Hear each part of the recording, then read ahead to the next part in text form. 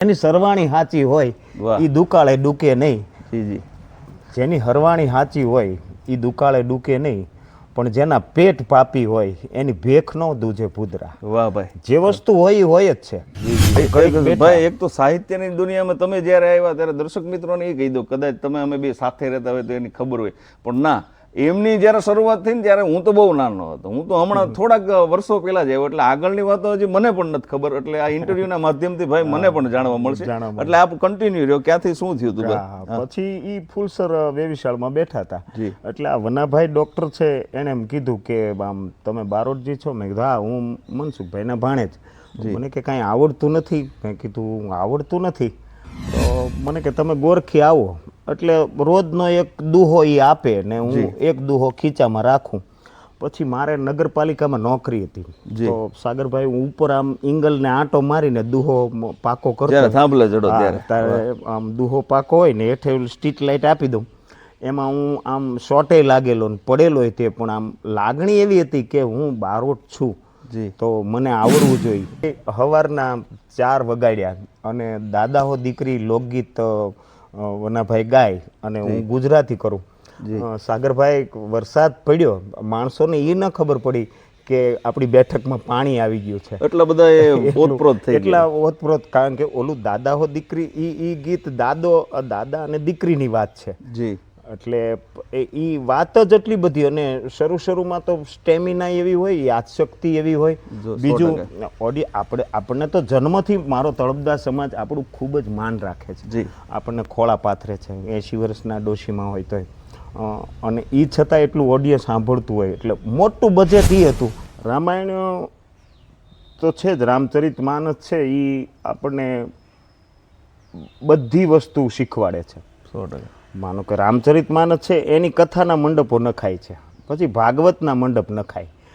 આજ સુધી ભલે ગીતાજી આપણે લઈ, પણ મહાભારત હાટું થઈને કોઈએ 50 માંડવા નાખ્યા હોય એવું નથી થતું. 100%. પણ એની અંદરથી પાછા બોધ ઘણા બધા મળે. ઓછી ભાષામાં કહીએ તો આપણે કોઈની બીડી તે ઉત્પાતના જીવે પી જાય તો મજા ન આવે. એવી રીતે કૃપાચાર્ય, દ્રોણાચાર્ય, દાદા ભીષ્મ, આ બધાય સાનામના જ બેઠા થાય હેઠું નાખીને. એનું કારણ અધર્મનું અનાજ હતું. વાહ, તમે કોકની ચાની રકાબી પી જાવ તો માણસનું કદાચ ખવાઈ ગયું કે ચા પીવાઈ ગયું તો આપણને 1-2 દિવસ ખરાબ વિચાર આવે. અને રામચરિત માનસ તો આ ફરજોની બાબત મહાભારત શીખવાડે છે. ગીતાજી છે એ આખો મોક્ષનો માર્ગ છે. માતાજી, જય દ્વારકાધીશ. હું છું લોક સાહિત્યકાર સાગર બારોટ અને આજ હું મારા જ ગામમાં એટલે કે તળાજામાં જ્યારે હું આવ્યો છું. અને આજ ખાસ મારા માટે આ ઇન્ટરવ્યૂ એટલા માટે છે કારણ કે આપણે આપણા ગુરુને કે આપણે આપણો હાથ જેને પકડ્યો હોય ને એને ક્યારેય ભૂલાય નહીં. ઘણીવાર હું આ બધાની દયાથી, સમાજની દયાથી અને માતા પિતાના આશીર્વાદથી એટલા બધા સ્ટેજ અને એટલા બધા કલાકારો સાથે મને જે પ્રોગ્રામ કરવાનો ટાઈમ મળ્યો છે, મોકો મળ્યો છે, જે કલાકારોને જે સ્ટેજ 10 થી 12 વર્ષે મળતા હોય એ ભગવતીની દયાથી મને ટૂંકમાં કહું તો 2 થી 3 વર્ષમાં ટૂંકા સમયગાળા દરમિયાન મને સ્ટેજ મળ્યા છે. તો આપણે કહેવત છે ને કે ભાઈ ગમે ત્યારે કોઈ પણ ક્ષેત્રે આપણે પ્રગતિ કરીએ તો તમારો હાથ જેને પકડ્યો હોય ને એ કોઈ દિવસ ભૂલાય નહીં. આપણી કાઠિયાવાડીમાં તો આપણે તો એ પ્રજા છીએ કે આપણા પગમાંથી કદાચ કોકે કાંટો કાઢ્યો હોય ને તો એનો ઉપકાર આપણે કોઈ દિવસ ભૂલતા નથી અને ભૂલવો જોઈએ પણ નહીં. કારણ કે આ જે કાંઈ હોય એ આપણને રાહ દેખાડ્યો હોય. ગુરુ તો ચાહે કોઈ પણ હોઈ શકે. એક સૌથી સાચો ગુરુ તો સમય છે. સમય પણ એક આપણો ગુરુ જ છે. એટલે મને ઘણીવાર બધા પૂછતા હોય કે તમે સાગરભાઈ આ ઘણીવાર આ લોક સાહિત્ય કરો છો, એમની શરૂઆત ક્યાંથી? ઘણાને મારા વિશે જાણવાનું પણ એવું થતું હોય કે ભાઈ અમારે તમારા વિશે પણ, તમે બધાના ઇન્ટરવ્યૂ લ્યો છો તો મારે તમારા વિશે પણ જાણવું છે. એટલે મારી પણ ટૂંકી હું તમને વાત કહી દઈશ, કારણ કે હું આજ જે કાંઈ છું એ લોક સાહિત્યની દુનિયામાં કે મને જે સ્ટેજ મળ્યા છે એ મારા મોટા ભાઈ એટલે કે મારા સગા ફઈબાના દીકરા કિશોરભાઈ, એ હાલ તળાજા રહે છે, એમનો પરિચય હું જ તમને આપી દઉં. અને પહેલી વાર મને કોઈ સ્ટેજ ઉપર મોકો દીધો હોય. આમ તો મારા ગુરુ તમે ગણો તો આપણે તો આપણામાં જે લક્ષણ હોય કે આપણામાં જે ટેલેન્ટ હોય ઓળખવાવાળો પણ એક ગુરુ જ હોય છે. એટલે જેને અમારે શીખવાડ્યું અને જેને રાહ દેખવાડી એવામાં બાજુના ગામના ગોરખી ગામના ડૉક્ટર વનાભાઈ સોલંકી, એમને પણ અમે કેમ ભૂલી શકીએ, કારણ કે એમના હિસાબે પણ અમે આજ બોલી શકતા હોય.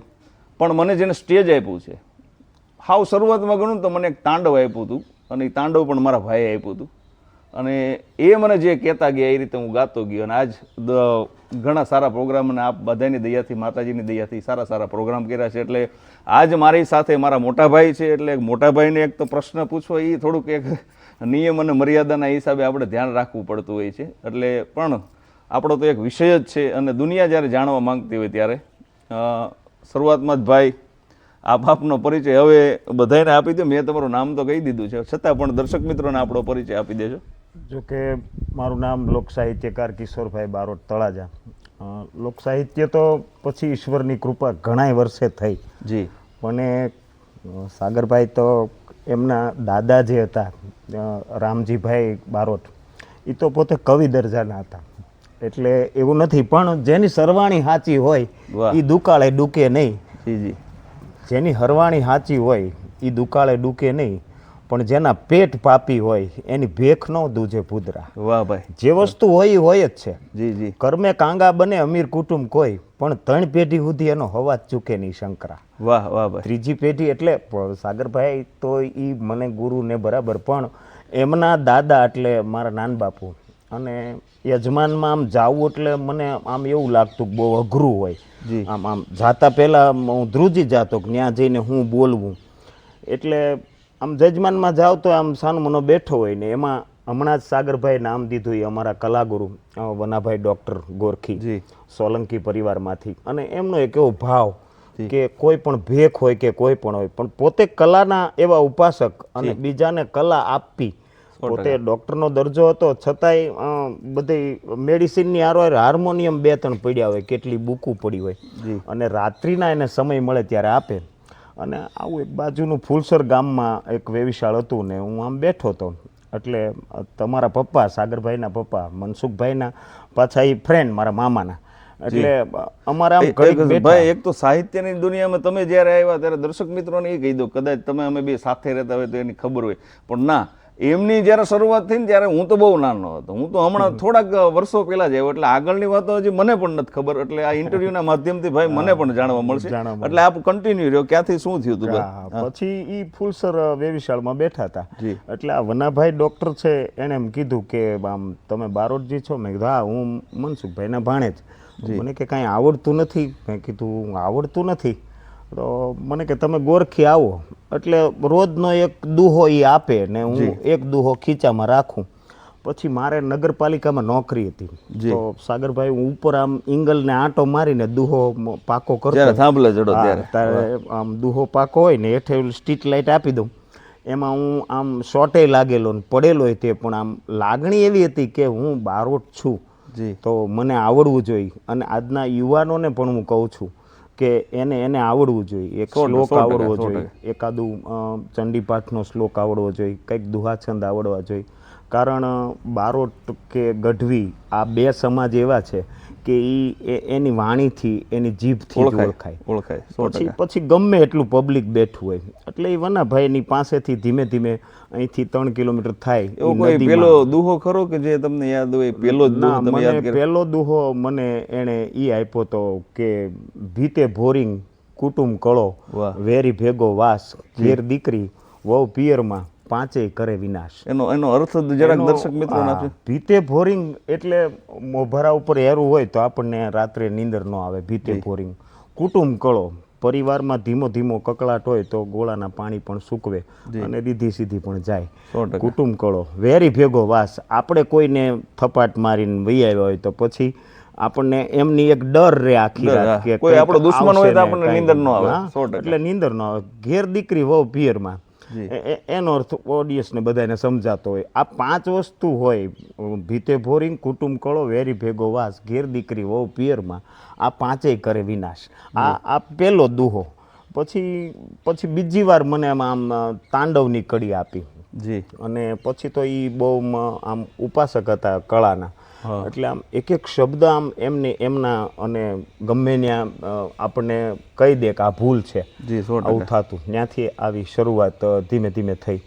પછી અમે કોઈ બજેટ નક્કી કર્યા વગર ગામડામાં જાય એની પાસે આપણે કિશોરભાઈ બહુ તમે એવા પ્રોગ્રામ કર્યા છે દર્શક મિત્રો, કિશોરભાઈ એવા પ્રોગ્રામ કર્યા છે કે એમાં માઇક પણ ન હોય હા નહીં અને સ્ટેજ પણ ન હોય, પણ છતાં એમની શરૂઆતથી માંડીને અત્યાર સુધી એ ઘણા એમને પ્રોગ્રામ કર્યા છે, પણ એમને કોઈ દિવસ કોઈને ના નથી પાડી નહીં કે હું આજે આ પ્રોગ્રામમાં નહીં આવું. એટલે એવો પેલો કયો પ્રોગ્રામ છે કે જેમાં માયક ન હોય ને એવું બધું? અમે ને વનાભાઈ બે અહીંથી રેલિયા ગઢુલા બાંભણિયા પરિવાર મારા યજમાનો છે તળપદા સમાજ, અને અમે ગયેલા એટલે બેને આમ બધા ઓળખે એટલે માયક ન્યા લગાડેલું હતું, પણ આમ નાળિયેરી ઉપર 2 સાઉન્ડ ભૂંગળા લગાડેલા.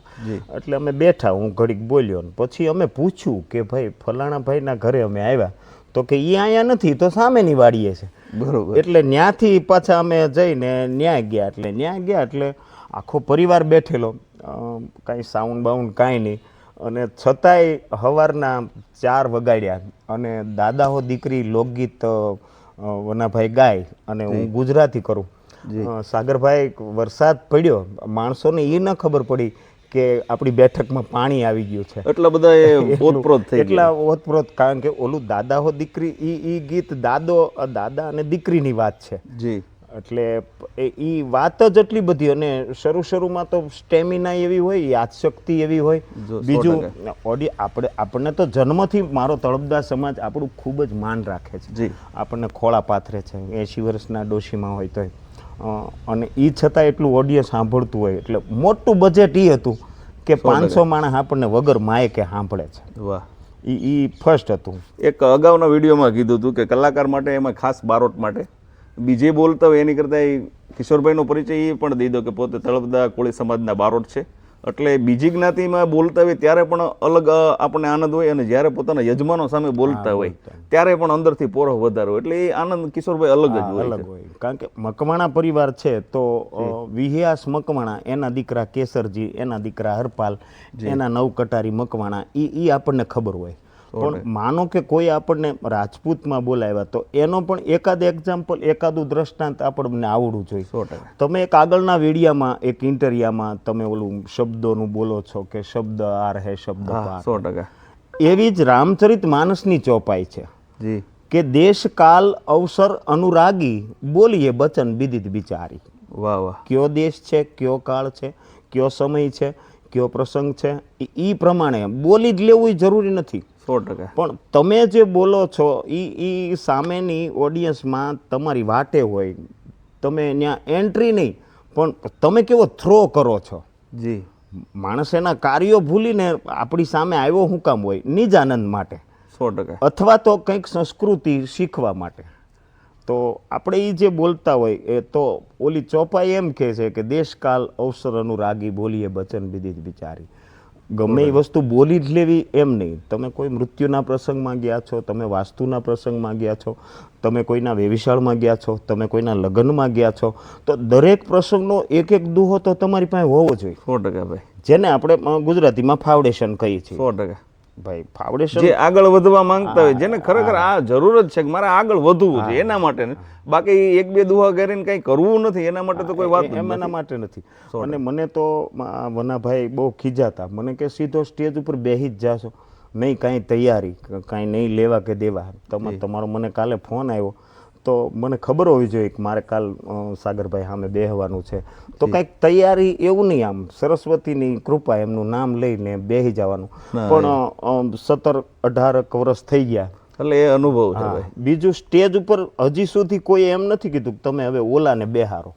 વાહ. પણ હું મારી લિમિટમાં હોય, એ આપણો મોટામાં મોટો બેનિફિટ હોય ભાઈ. આપણાથી માણસો કંટાળીને પછી આપણને કહે કે ચિઠ્ઠી લખે, એ કરતા આપણને જે સાંભળતા હોય એ મહત્વ. એક આપણે એમ શબ્દો બોલતા કે તમારા મસ્તક અમારા પુસ્તક છે, તમારા મસ્તક અમારા પુસ્તક, તો ઓલાનું મસ્તક ચડી ન જાય એટલું ધ્યાન રાખવું જોઈએ ને પાછું. 100%. કે ભાઈ એના મસ્તકી પુસ્તક બરોબર, એમાં તો 200 મસ્તક બેઠા છે. હવે એ બધાય ગાળા પાછા ભીખુદાનભાઈ કેમ આપણે કરવાના છે. પણ છતાંય 15-20 મિનિટમાં ઘણું બધું કહી દેવાનું હોય છે એમને. એટલે પછી આવી રીતે બધી ધીમે ધીમે શરૂઆત થઈ. ક્યાંક ગમાણીમાં હોય પ્રોગ્રામ, ક્યાંક બાજુમાં ક્યારેક 2 વ્હીલ લઈને જતા, મને ખબર છે તમે બધા પ્રસંગો પણ બનતા હોય કે એમાં હેરાન પણ થયા હોય. ત્યારે બજાજ એટલે મારી પાસે કેલિબર ગાડી હતી, તો ઓલી ચેનનો લોક હારે રાખવાનો, ડિસમિસ પકડ ડીકીમાં હોય, અને એ રાત્રિના 3-3:30 બાડી પડવાને કોળિયાકને આવતો હોય ને એ ચેન ઉતરી જાય પાછી કરવાની. પણ એ ચેનનો થાકોડો એટલે નહોતો લાગતો કે મારીથી પબ્લિક રાજી કેટલું આજ થયું. 100%. એટલે ચેનનો થાકોડો નહોતો લાગતો. ભાઈ આપના તો હું ઘણા પ્રોગ્રામમાં ઉપસ્થિત છું, પણ વધારે ક્યાં પડતા કલાકારો સાથે અત્યારે તમે જે અત્યારે ફેમસ હોય કે પહેલાંના કલાકારો, એમાં કેટલા કલાકારો સાથે તમે પ્રોગ્રામ કરેલા? મેં લાખણકામાં લક્ષ્મણ બાપા બારોટ એમની સાથે પણ પ્રોગ્રામ કરેલા. અહેમદભાઈ ચૌહાણ સાથે એક સિહોરમાં અને બ્રાહ્મણના ઘરે જનોઈના પ્રસંગ અને એમાં અહેમદભાઈ સાથે ભાવનગર અને સિહોર 2 પ્રોગ્રામ કરેલા. રામદાસજી યારે એક છાયા અહીંયા ગામ આવ્યું અને બીજું ઘોડીઢાળ પાસે એક ગામ છે ને પાલીતાણા. આ લોકો આરે પછી જિજ્ઞેશભાઈ કવિરાજ એમની સાથે પણ ઠેઠ વણાટ બારા સુધી, પછી ગગનભાઈ જેઠવા, બિપિનભાઈ સઠિયા, આ બધા સાથે. ફરીદાબેન સાથે મુંબઈ 3 થી 4 પ્રોગ્રામ કરેલા એમની સાથે, ફરીદાબેન સાથે. ખૂબ સરસ. એટલે આપણે ઘણા કલાકારો સાથે પ્રોગ્રામ કરેલા છે ભાઈ. અત્યારના આમ તો તમે આ ક્ષેત્રમાં આવ્યા ને કેટલા વર્ષ થયા? 17-18 વર્ષ જેવું થઈ ગયું. 17-18 વર્ષ. એટલે એ સમયના સ્ટેજ અને અત્યારના સ્ટેજ છે ભાઈ, એમાં તમને શું ફેરફાર લાગે છે? પહેલાંનું સ્ટેજ ઘણીવાર ભારતીય બેઠક હાવ નીચે ગાડલા નાખીને બેસવાનું હોય, પછી લાઇટિંગ હોય નહીં, એકાદો લેમ્પ માંડ હોય, ઓછું લાઇટિંગ એવું બધું હોય, ઓછું લાઇટિંગ હોય. આવા સારા સાઉન્ડ, આવા સારા મિક્સર કે એવું નહીં, હાવ કોમન જે હોય એમ્પ્લીફાયર ને એવું બધું. પછી ત્યાં જઈએ એટલે એ પ્રમાણે એ વખતે હતું. અત્યારે તો મોટા મોટા ડોમ, તમારે સ્ટેજ ઉપર જવું હોય તો 5 પગથિયા ચડવા પડે, એવું સારું ડેકોરેશન, સારા ડોમ, સારા સાઉન્ડ, એવા બધામાં પણ ઘણા બધા પ્રોગ્રામો કર્યા. પછી અને કિશોરભાઈ આપણે ઘણા, કિશોરભાઈ હાસ્યની સાથે જે કરુણ પ્રસંગો હોય ને અને રામાયણના જે પ્રસંગો હોય એ પણ કિશોરભાઈ બહુ સરસ રીતે બોલે છે અને એનો પ્રભાવ પણ ખૂબ સારો છે કરુણતામાં. કિશોરભાઈ મારી એવી ઈચ્છા છે કે કંઈક કરુણતાની એકાદી એવી કે રામાયણની કંઈક તમને ગમતી હોય એવી વાત કંઈક વાત કરો. રામાયણ તો છે જ, રામચરિત માનસ છે, એ આપણને બધી વસ્તુ શીખવાડે છે. 100%. માનો કે રામચરિત માનસ છે એની કથાના મંડપો નખાય છે, પછી ભાગવતના મંડપ નખાય. આજ સુધી ભલે ગીતાજી આપણે લઈ, પણ મહાભારત હાટું થઈને કોઈએ 50 માંડવા નાખ્યા હોય એવું નથી થતું. 100%. પણ એની અંદરથી પાછા બોધ ઘણા બધા મળે છે, ફરજો ઘણી બધી મળે છે. 100%. કર્ણને તમે લઈ લ્યો તો કેટલી બધી ફરજો એણે બજાવી. કૃષ્ણ જેની અંદર બિરાજમાન હોય એ રથ પાછો યોજાય તો એ કર્ણે એટલો જ નિર્ણય કર્યો કે મેં ફરજ નિભાવી હોય તો. 100%. તો પહેલાં એણે મિત્રની ફરજ નિભાવી. મિત્ર એસા કીજે જૈસે સર કે બાલ કાટ કાટ કે કાંટો ફીર ન તજે ખાલ. તો એણે દુર્યોધનની મિત્રતાની ફરજ બજાવી. કુંતામાં રાતના છાવણીમાં આવ્યા કવચ કુંડળ માંગવા, ત્યારે એણે માની ફરજ બજાવી. ગુરુતુલ્ય એ કૃષ્ણને માનતા હતા કર્ણ, તો એ રાત્રિના આવ્યા કે તમે 5 પાંડવો કરતાં મોટા છો, તમને ત્યાં ગાદી ઉપર બેસાડી દઉં. તો કે ના, મારાથી ન થાય, પણ હું એક વચન આપું કે હું પાંડવો ઉપર હથિયાર નહીં ચલાવું. એટલે એ ફરજ એ બજાવી. પછી દાસીપુત્રનો જે સિક્કો લાગેલો હતો બિરુદ, એની બદલે રજવાડું આપ્યું તો એ દુર્યોધને, તો એ મિત્રતાની ફરજ, માની ફરજ, ભગવાન કૃષ્ણની ફરજ, આ બધી ફરજો એણે બજાવી. એની અંદર ઘણું બધું શીખવા જેવું છે. બીજું દેશી ભાષામાં કહીએ તો આપણે કોઈની બીડી તે ઉત્પાતના જીવે પી જાય તો મજા ન આવે, એવી રીતે કૃપાચાર્ય, દ્રોણાચાર્ય, દાદા ભીષ્મ, આ બધાય સાનામના જ બેઠા હતા હેઠું નાખીને. એનું કારણ અધર્મનું અનાજ હતું. વાહ, તમે કોઈની કોકની ચાની રકાબી પી જાવ તો માણસનું કદાચ ખવાઈ ગયું હોય કે ચા પીવાઈ ગયું તો આપણને 1-2 દિવસ ખરાબ વિચાર આવે. અને રામચરિત માનસ તો આ ફરજોની બાબત મહાભારત શીખવાડે છે. ગીતાજી છે એ આખો મોક્ષનો માર્ગ છે. 100%. એટલે મોક્ષ આપણે કોને કહીએ કે મોહનો ક્ષય થઈ જાય એટલે મોક્ષ. વાહ. પછી તમને જીવતા થાય કે મૃત્યુ પછી થાય, પણ મોહનો ક્ષય તમારા મનમાં થઈ જાય કે મને મોહ નથી, ફરજ બજાવો, હારે રહો, બરોબર છે. મોહનો ક્ષય થાય એટલે મોક્ષ. આ ગીતાજી શીખવાડે છે. રામચરિત માનસ છે એ આ બધી ભાઈને કેમ રહેવાય, બાપને કેમ રહેવાય, પબ્લિકને કેમ રહેવાય, મિત્રને કેમ રહેવાય, આ બધી ફરજો રાઘવેન્દ્ર સરકાર રામ શીખવાડે. બાકી તો ઊભું તો એનું જ કરેલું છે. ગીતાજીમાં જાય તો એમ કે છે કે મારી ઈચ્છા વગર પર્ણ પણ હલે નહીં, પાંદડું પણ ના હલે. એટલે અહીંયા રાઘવેન્દ્ર સરકારની જ ઈચ્છાથી બધું ગોઠવવામાં આવ્યું છે. મને એક દાખલો એવો આવ્યો હતો કે ભાઈ શબ્દવેથી બાણ કોણ જાણે કે બે વ્યક્તિ, એક પૃથ્વીરાજ ચૌહાણ અને એક દશરથ રાજા, બે. તો મને કે બાણ તો ઘડામાં માર્યું હતું, અવાજ તો ઘડાનો આવ્યો હતો, શ્રવણનું મૃત્યુ કેમ થયું?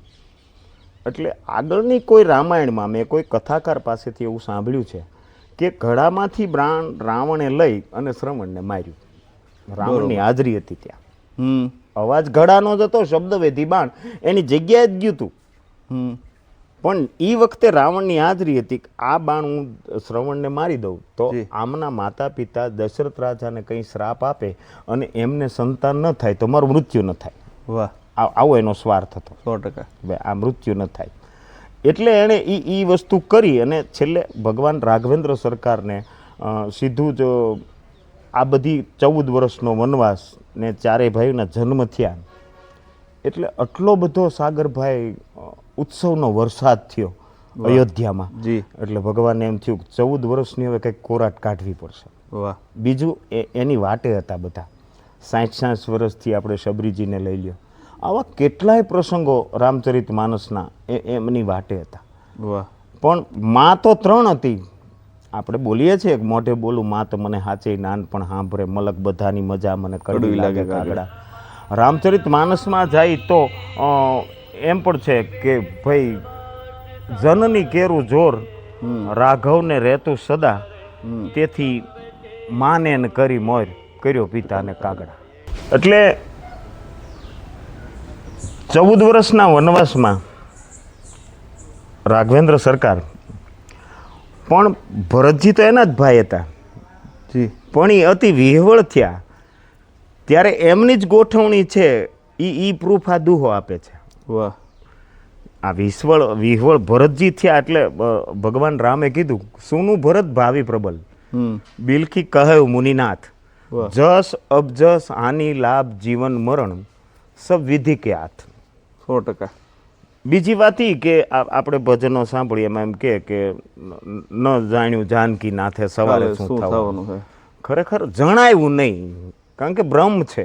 100%. અખિલ બ્રહ્માંડનો માલિક એને તો બધી ખબર હતી એટલે ન જણાયું. અને પછી એમની સાથે બધી જ તાકાત હોવા છતાં જે પ્રસંગો બન્યા, ચપટી વગાડે તો આવું બીજું બ્રહ્માંડ ઊભું થઈ જાય. રાઘવેન્દ્ર સરકાર રામ, લક્ષ્મણજી એટલે શેષનાગનો અવતાર, ભરતજી જેવો સાધુ નહીં. આ ચારેય ભાઈઓ એટલું પોતે તટસ્થ હતા. 100%.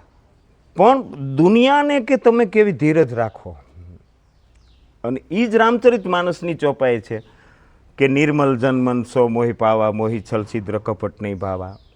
આ ભગવાન રામ આ જગતને કંઈક શીખવાડવા માટે આખી રામચરિત માનસનું આખું આયોજન થયું. અને એના કેટલાય પ્રસંગો, એમાંથી આપણે પ્રસંગ લઈ તો આખું બધું પૂરું થઈ ગયું. આ લંકામાંથી પરત વહી આવ્યા, ગાદી ઉપર બેહવાની તૈયારી, બધે ઉત્સવ ધજાકા પતાકા અયોધ્યામાં લગાડેલા. અને ત્યારે ભગવતી જાનકીની આંખમાં આંસુ હતા ને ભગવાન હનુમાનજી મહારાજ કહે, રીછપતિ સુનો હનુમાના, કાચુપ સાધી રહ્યો બલવાના, પવન તનય બલ પવન સમાના, બુદ્ધિ વિવેક વિજ્ઞાનની ધાના, કવન સોકાજ કઠિન જગ માહી, જો નહીં હોય તાત તુમ પાહી. એ હનુમાનજી મહારાજની નજર ગઈ અને કીધું કે માં તમારી આંખમાં આહુડા. વાહ. કે મને આજ મારો કેવટ, મને આજ મારો જટાયુ સાંભળે છે, સોરી જટાયુ સાંભળે છે. આટલા દુઃખની વચ્ચે બ્રહ્મ ઈ બ્રહ્મ જ છે, તત્વ ઈ તત્વ છે, માં ઈ માં જ છે. એક પક્ષી એને મદદ કરી છતાંય આજ અવડો મોટો ઉત્સવ અયોધ્યામાં છે, પણ ભગવતી જાનકી એને જટાયુ સાંભળે છે. કારણ કે રાવણ હાલ્યો વનમાં રે, એનું મન સીતાજીના તનમાં રામનો ચોર બનીને રે રે રે રાવણ હાલ્યો વનમાં. ઝાડ હલે રે ત્યાં તો ઝબકી રે જાતો અને થર થર થાતો મનમાં રામનો ચોર બનીને રે રે રે રાવણ હાલ્યો વનમાં. ગયા હનુમાન, જેથી રાવણ આવ્યો અને એ મને જ્યારે હરણ કરીને લઈ જતો હતો, અને ત્યારે જટાયુ નામનું પક્ષી જી એની રાવણે પાંખો કાપી અને જટાયુ નીચે પડ્યો. વાહ ત્યારે મને અત્યારે એ યાદ આવે છે કે એક પક્ષીએ પણ અમને મદદ કરી છે. મને મારો જટાયુ યાદ આવે. હાલના આ એક પ્રસંગ ઉપરથી ભાઈ કે મેં પહેલાં પણ કીધું ક્યારે પણ આપણા પગમાંથી કાંટો કાઢ્યો હોય ને એ ભૂલાય નહીં. ભગવતી જાનકીનું એટલું બધું એમને ધ્યાન રાખ્યું ને છેલ્લે આ અયોધ્યામાં આવી ગયા પછી પણ જટાયુને યાદ કરતા હોય તો એ આપણા માટે પ્રેરણારૂપ કાયમ માટે હોઈ શકે. છતાંય એમને પાછું સાગરદાનભાઈ ભગવતી જાનકીને એ હતું કે એ એમનો અગ્નિ સંસ્કાર કેમ થયો, શું થયું. વાહ. અને ત્યારે હનુમાનજી મહારાજ કહે છે કે માં તમારા આહુડાને લૂછી નાખો.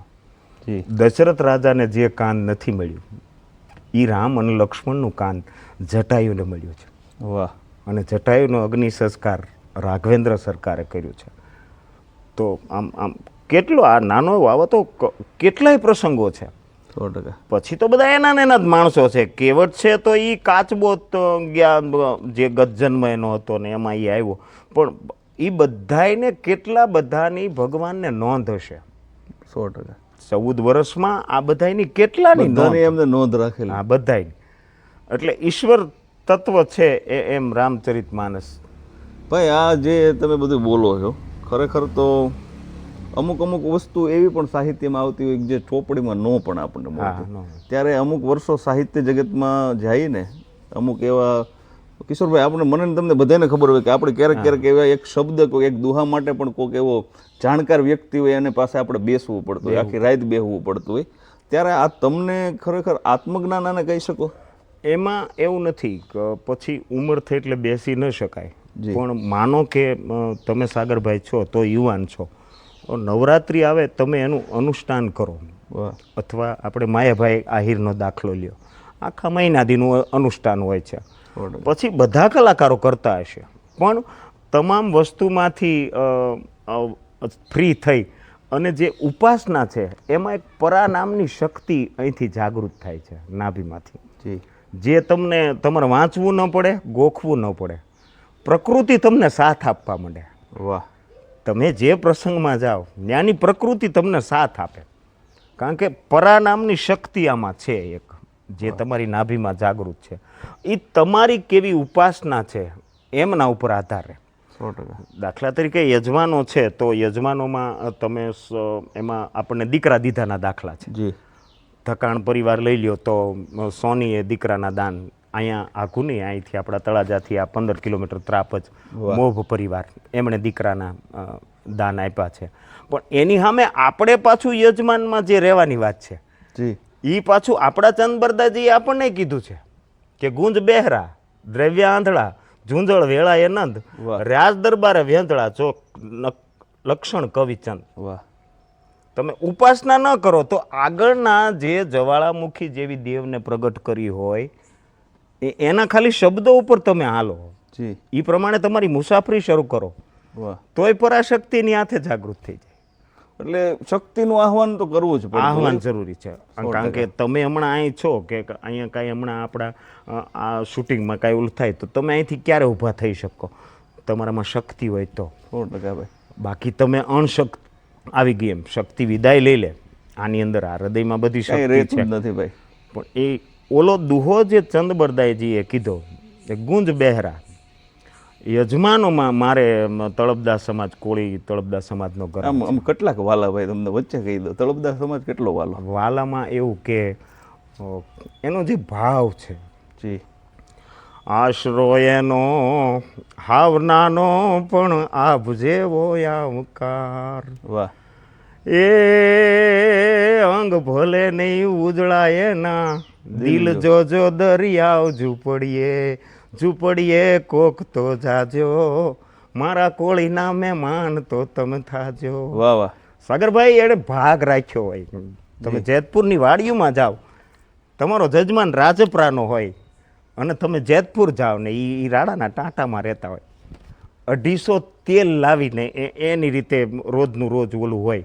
કારણ કે ત્યાં કોઈ બીજી સગવડતા રાખવાની હોય ને પણ બારોટ આવે એટલે ત્યાં શેરો ને ભજીયા ને આવું બધું થઈ જાય.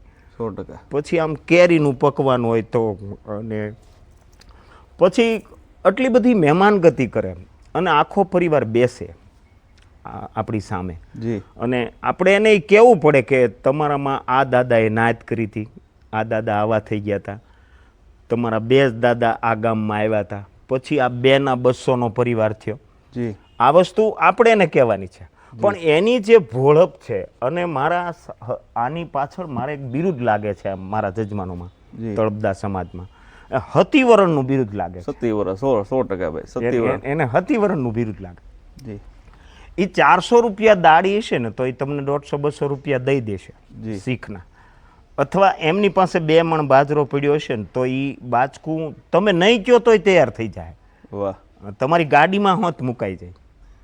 અને એના હિસાબે આપણે ભગવતીને એટલી જ પ્રાર્થના કરીએ કે આના છોકરા ઝાડવે મોટા થઈ જાય. અત્યારે ભાઈ એમને જે પેલા ધીરજ રાખેલી એના ફળ અત્યારે તમે ચાખવા મળે છે કોળી સમાજમાં, કારણ કે તમે જોઈ શકો અત્યારે કેટલા પ્રગતિના પંથે બધા ગવર્મેન્ટ સર્વિસમાં પણ છે, પદાધિકારીઓ MLA પણ છે, અને શિક્ષકોમાં છે, ડૉક્ટરોમાં છે.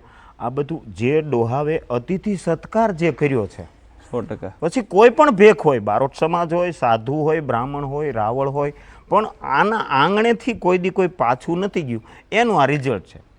આજે ફોર્ચ્યુનર સુધીની 4 વ્હીલ ગાડીઓ હોય તો આજે એના વડીલો અને આ અતિથિ સત્કાર 100%. બીજું સાગરભાઈ એ એટલો બધો ભોળો પરિવાર છે કે એની પાસે કરોડો રૂપિયા થાય અને એ લાખો રૂપિયાનો મઢ બનાવે તો પહેલું કોન્ટેક્ટ આપણો બારોટનો કરે.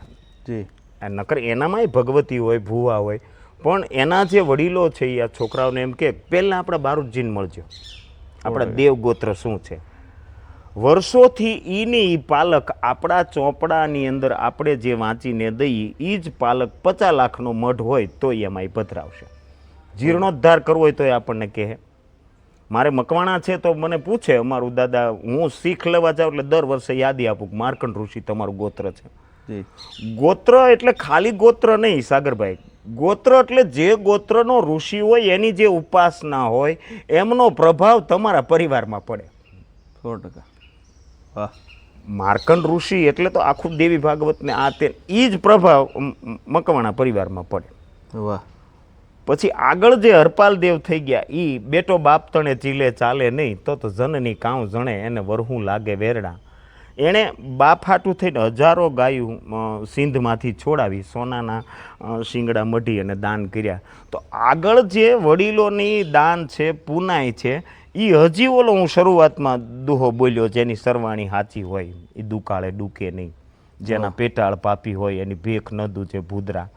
જેમ કોઈ સમાજમાંથી એક વ્યક્તિ સાધુ થાય સાગરભાઈ અને 72 પેઢી તરે, એવું જ તમારા આગળના વડીલોની જે પુનાઈ છે તો એની યાદી કોણ આપે તો એ બારોટ જ આપે. 100%. આગળ શું થયું, કેવી નાત કરી, કેટલી જાત્રા કરી, વાહ, આ બારોટ આપે. પણ હતિવરણ અને પોતે એકદમ ભોળો સમાજ. તમે વિચાર કરજો, કોળી સમાજનું ગામડું હોય ને ત્યાંથી તમને ઉત્સવની ખબર પડી જાય.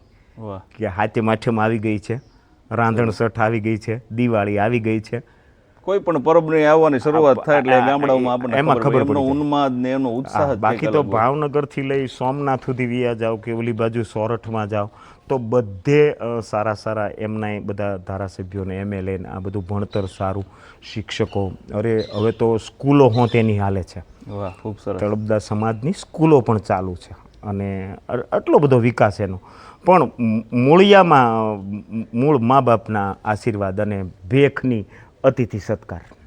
વાહ, ખૂબ સરસ વાતો કિશોરભાઈ આપે કરી અને આપની સાથે વાતો કરવામાં આજ અંધારું થઈ ગયું. આજ પહેલી વાર મેં આઉટડોરમાં વિડીયો લીધો છે અને ખરેખર બહુ મજા આવી. હજી કિશોરભાઈ પાસે તો એટલું બધું સાહિત્ય છે કે કદાચ રાતોના રાતો આપણે બેસી શકીએ તો પણ એમની પાસે ખૂટે એમ નથી. એમની ઉપર ભગવતીની એવડી દયા છે અને એમનું એવડો અભ્યાસ છે, એ તો તમને આ વિડીયો જોવો એટલે જ ખબર પડી જશે. ફરીવાર હજી મારા ભાઈ છે એટલે હું તો એમનું ઇન્ટરવ્યૂ ગમે ત્યારે લઈ શકીશ. કિશોરભાઈ, તમે આજના જે મારા યુટ્યુબના ચેનલ ઉપર પધાર્યા એ બદલ આપનો ખૂબ ખૂબ આભાર. ખૂબ